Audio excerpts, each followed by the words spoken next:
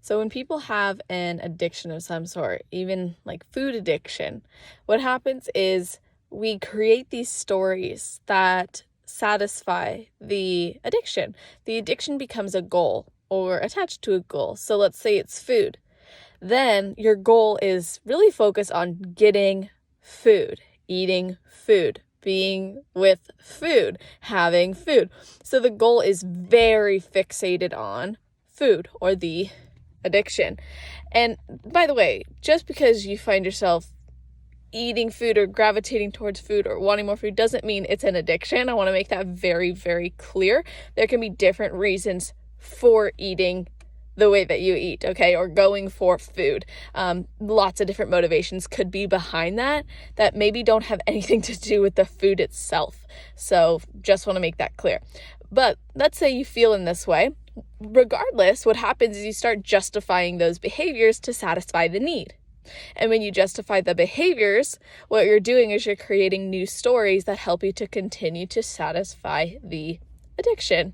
And then these stories become stronger because they're positively reinforced.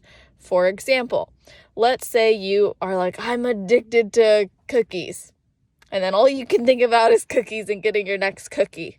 So you go and you have a cookie after lying to your family about not wanting any, and then hiding in your room and having cookies delivered and stashing them there or something of that nature. Then you have the cookie that was achieved through those measures and you feel good because it was successful. So what happens next?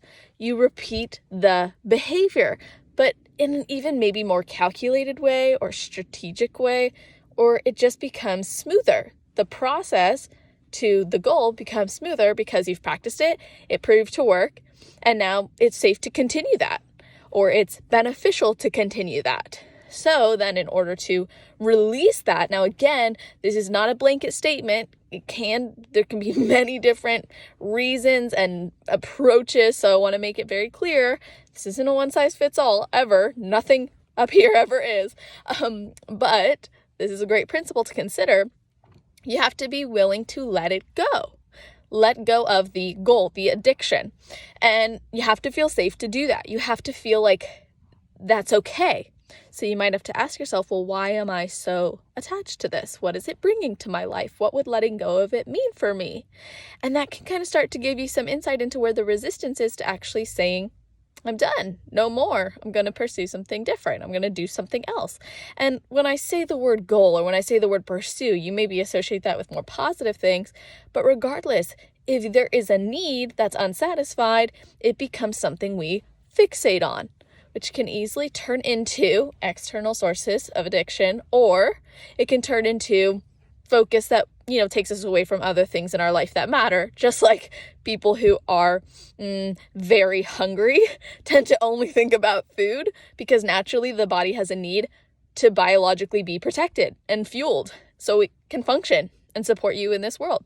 So I would love to hear your guys' reflections on what I just shared. If that's something that resonates with you, even on some small level, I would encourage you to check out my food relationship series. It's a free series. It's 8 days. It's really in depth. And I'd love to have you. That's at celestial.fit/food series, or just hop right into coaching with me. You can do that at celestial.fit/food freedom. I got tons of amazing client stories on there that just make me so happy if you can't tell. And I have no doubt that hopefully I could help you. Obviously there's an application process because I got to make sure that I can. I'm not going to step outside of the bounds of what I think I can support you with. But I'd love to invite you to check that out. And hopefully this was helpful for you, or maybe helpful for somebody you know. If you do end up sharing it, that's always really appreciated. And I hope you all have an amazing rest of your day.